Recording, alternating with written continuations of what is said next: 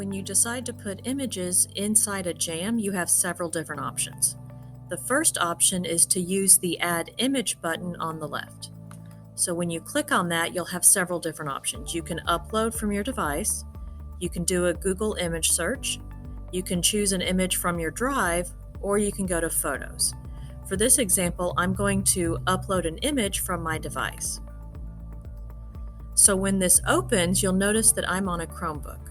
I find the easiest way to find the images is just on the left side, go over to Images.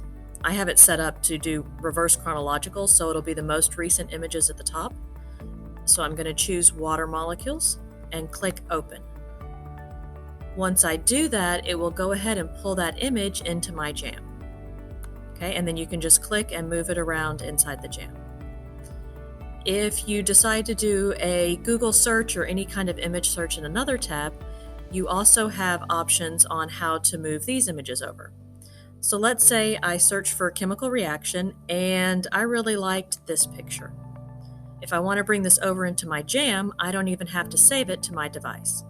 I can just click on it and then drag that image over to the tab for the jam and then pull it down onto the jam, release, and that image will get copied over into the jam. So now that we have a couple on here, let's look at our different options. The first option we have is that we can use the little blue circles on the corners to resize, so we can make the images larger or smaller. In the upper left, if you click and then use the touchpad or a mouse, you can rotate the image.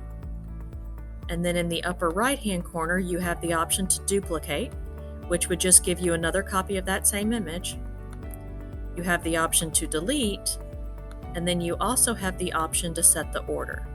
So here, if I wanted to have this picture of the beakers in the back, I can do order and send to back, and that's going to put it behind the water molecules.